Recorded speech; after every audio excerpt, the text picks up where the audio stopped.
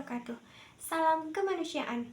Perkenalkan, nama saya Tarisya Indah Aprilianti dengan NIM 0306231037 dari kelas PGMI 2 Stambuk 2023. Izinkan saya mengajak teman-teman sekalian untuk mendiskusikan materi kepalang merahan tentang Gerakan Palang Merah dan Bulan Sabit Merah Internasional. Baiklah teman-teman, di sini saya akan menjelaskan bagaimana sejarah terbentuknya Palang Merah.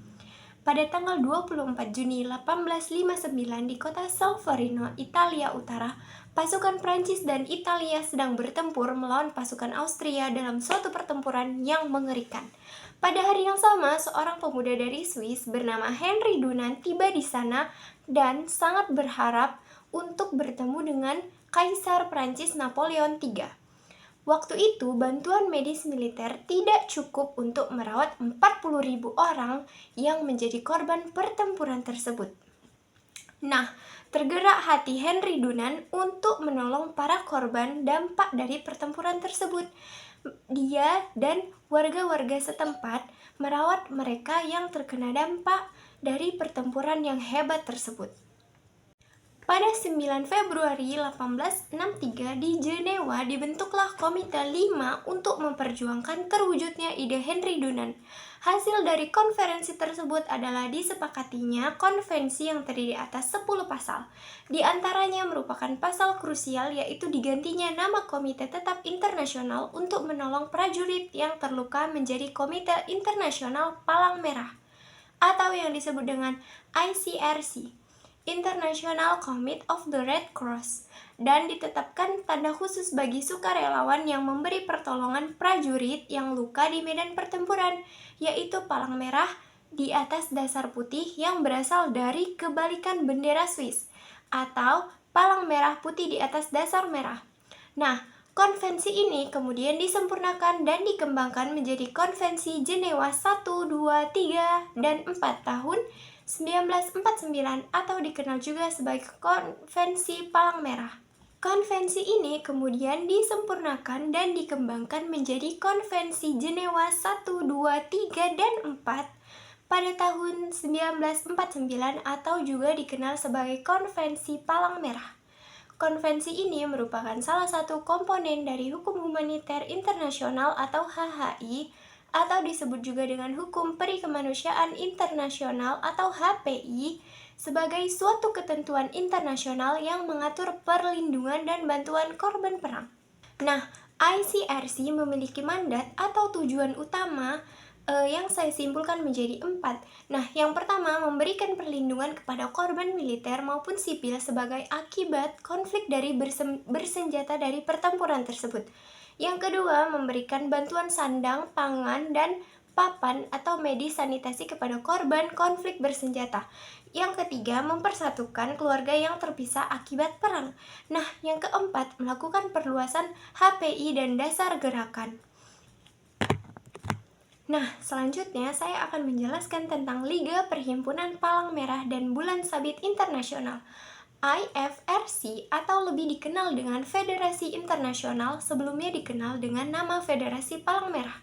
IFRC didirikan setelah Perang Dunia I pada tahun 1919 oleh Henry Montgomery Davidson, Ketua Komite Palang Merah Amerika. Prinsip pendiriannya didasarkan pada situasi sosial yang sangat mengkhawatirkan pada periode pasca perang. Situasi ini memerlukan kerjasama yang kuat antar perhimpunan Palang Merah untuk meringankan penderitaan manusia. Nah, bagian penting dari kegiatan Federasi Internasional adalah penyediaan dan koordinasi bantuan kepada para korban bencana alam dan epidemi. Yang selanjutnya, Gerakan Palang Merah dan Bulan Sabit Merah Internasional terdiri dari 3 komponen, yaitu yang pertama Komite Internasional Palang Merah atau KIPM atau International Committee of the Red Cross atau yang biasa kita sebut dengan ICRC. Nah, yang kedua, Perhimpunan Nasional Palang Merah dan Bulan Sabit Merah. Di seluruh dunia terdapat 179 anggota. Yang ketiga, Federasi Internasional dan Bulan Sabit Merah atau International Federation of Red Cross and Red Crescent Societies. Kegiatan perhimpunan dari Palang Merah ada 9. Yang pertama, kesiapan dalam bencana alam atau konflik. Yang kedua, pendirian atau pengaturan rumah sakit. Yang ketiga, pertolongan pertama. Yang keempat, pelatihan perawat dan pekerjaan pertolongan pertama. Yang kelima, donor darah atau pencarian darah.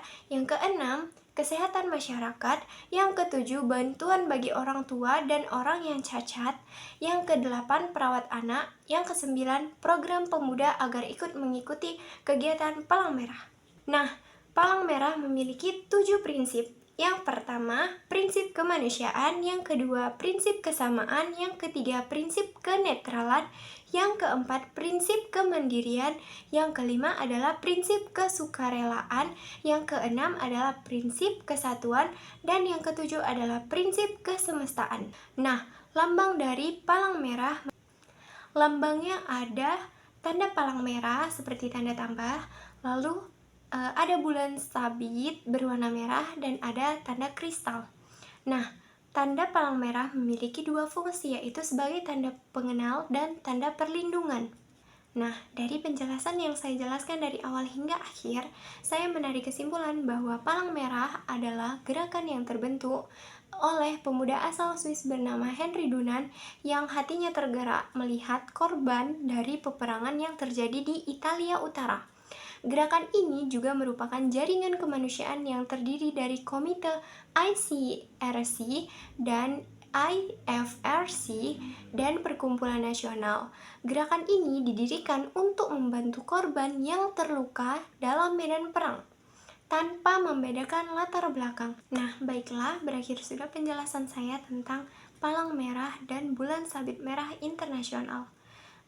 Sekian dan terima kasih.